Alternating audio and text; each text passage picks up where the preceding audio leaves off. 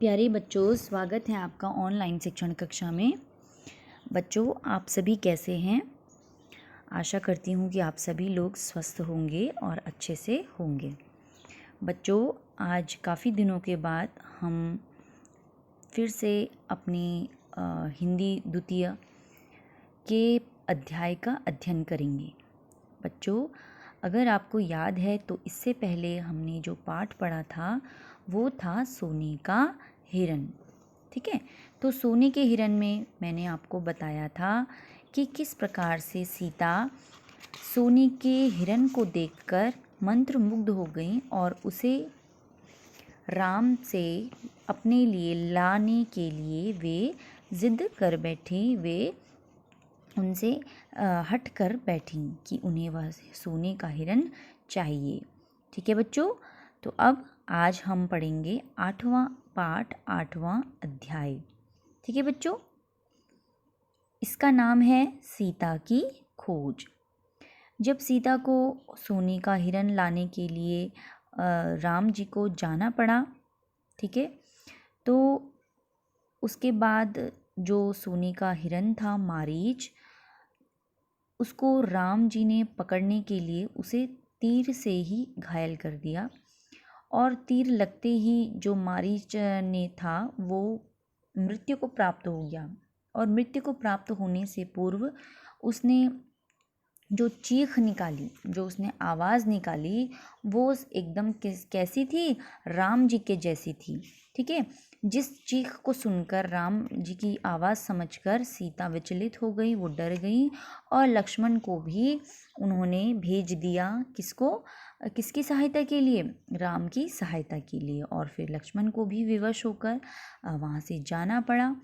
और लक्ष्मण के जाते ही वहाँ पे जो रावण था, जो साधु वेश में आया हुआ था, उसने सीता का हरण कर लिया, अपहरण कर लिया और अपनी लंका में ले जाने लगा।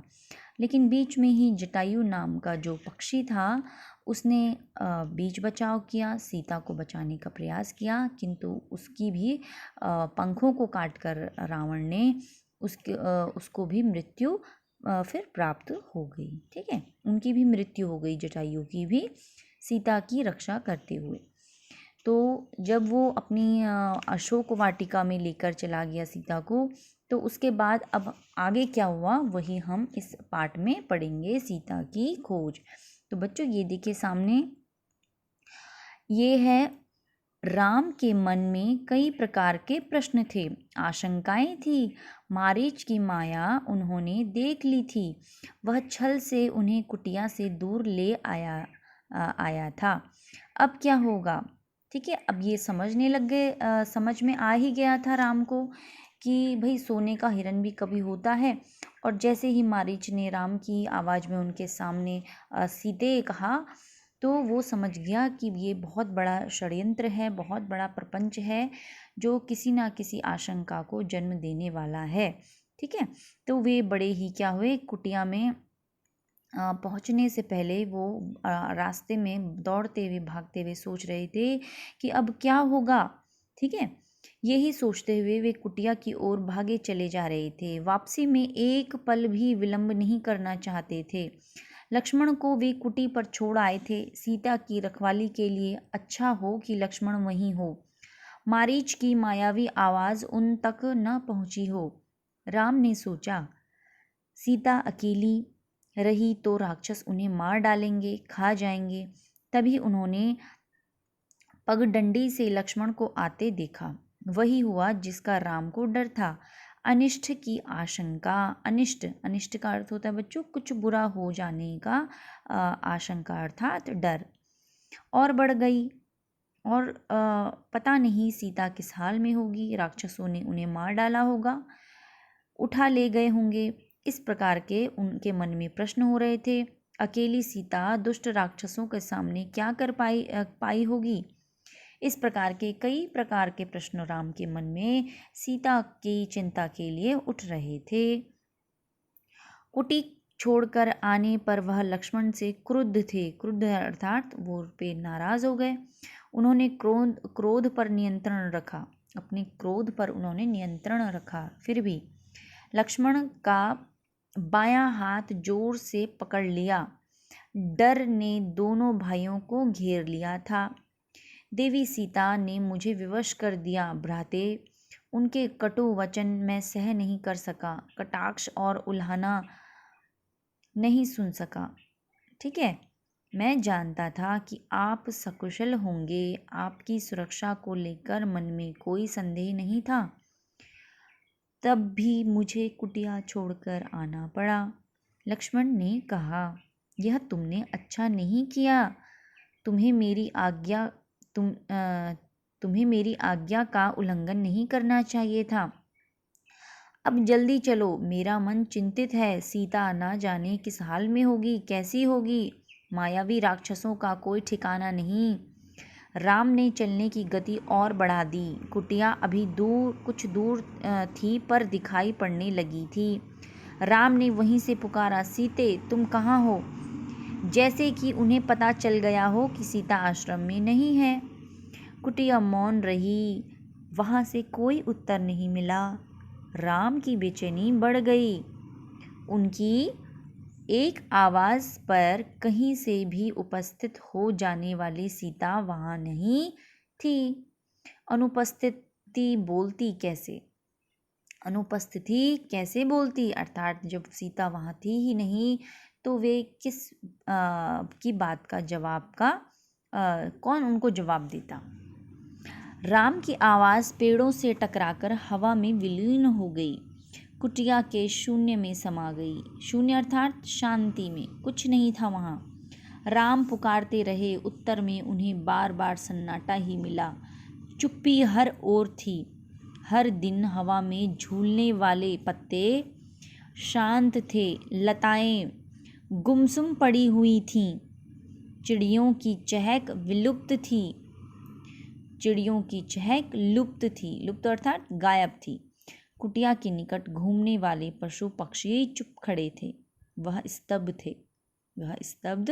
थे। राम भागते हुए आश्रम पहुँचे। कुटिया में जाकर देखा, सीते सीते पुकारते हुए उन्हें आसपास की हर जगहें देखीं। पेड़ों झाड़ियों के पीछे गए, उन स्थानों की ओर भागे जहाँ सीता जा सकती थी। सीता का कहीं पता न था। शोक से व्याकुल राम रोने लगे। सीता से बिछुड़ना उनके लिए असहनीय आघात था। वे सुध बुध भुला बैठे। विरह में वे गोदावरी नदी के पास गए। उससे पूछा, तुमने सीता को कहीं देखा है? नदी ने कोई उत्तर नहीं दिया। वे पंचवटी के एक एक वृक्ष के पास गए। सबसे पूछा, कोई सीता का पता बता दे। हाथी के पास गए। शेर से पूछा। फूलों के पास रुके। चट्टानों, पत्थरों, सबसे उन्होंने प्रश्न किया। शोक संतप्त राम भूल गए कि चट्टानें नहीं बोलती। ठीक है, शोक संतप्त का अर्थ होता है बच्चों शोक में डूबा हुआ, बड़ा ही दुख में डूबा हुआ जो इंसान होता है उसके लिए हम शोक संतप्त कहते हैं। ठीक है, संतप्त मतलब डूबा हुआ, पड़ा हुआ। पेड़ पौधे बता नहीं सकते, उनकी भाषा मौन है, उनके उत्तर भी मौन हैं। राम की मानसिक स्थिति विक्षिप्त जैसी थी। एक बार उन्हें लगा कि सीता वहीं है, कुटिया के पास, अभी भागकर पेड़ के पीछे छिप गई है। उन्हें रिझाने के लिए, मेरे साथ परिहास मत करो सीते। ठीक है, उन्हें एक बार ऐसा आभास हुआ कि सीता वहीं है, क्योंकि वे इतने ज़्यादा दुख में डूब गए थे कि वे अपनी सुध बुध खो बैठे। उनके लिए सीता से अलग होना एक बहुत बड़ा आघात था। तो वे सोचने लगे कि मेरे साथ सीता परिहास कर रही है, यहीं कहीं वो छुपी हुई है। परिहास यानी कि मजाक करना। राम उस पेड़ की ओर दौड़े। वहाँ कोई नहीं था। वे निराश होकर पेड़ के नीचे बैठ गए। राम का दुख लक्ष्मण से देखा नहीं जा रहा था। उनका व्यवहार सहन नहीं हो रहा था। वे राम के निकट गए और विलाप करते हुए राम ने कहा, मैं सीता के बिना नहीं रह सकता। तुम अयोध्या लौट जाओ लक्ष्मण। मैं वहाँ नहीं जाऊँगा, यहीं प्राण दे दूँगा। मैं सीता के साथ आया था उसके बिना कैसे लौटूंगा, नगरवासियों को क्या मुंह दिखाऊंगा। तुम जाओ, मुझे यहीं छोड़ दो। आप आदर्श पुरुष हैं, आपको धैर्य रखना चाहिए। इस तरह आ, दुख से कातर नहीं होना चाहिए। हम मिलकर सीता की खोज करेंगे, वो जहाँ भी होंगी हम उन्हें ढूंढ निकालेंगे। सीता हमारी प्रतीक्षा करेंगी या कर रही। ठीक है। तो वे इतने दुखी हो गए बच्चों, इतने वे दुखी हो गए कि उन्हें ये सुध-बुध ही नहीं रही कि वे क्या हैं, एक आदर्श पुरुष हैं। इस प्रकार से रोना और विलाप करना उन्हें उनका जो ये व्यवहार था वह लक्ष्मण से देखा नहीं गया। ठीक है।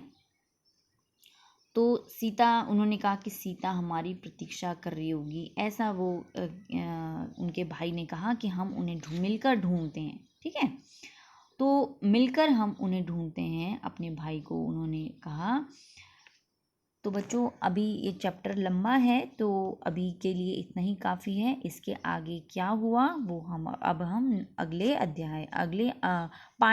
पार्ट में पढ़ेंगे। ठीक है। ये पार्ट 1 है, अब उसको हम अगले पार्ट 2 में पढ़ेंगे। तब तक के लिए बच्चों अपना ध्यान रखिए। धन्यवाद।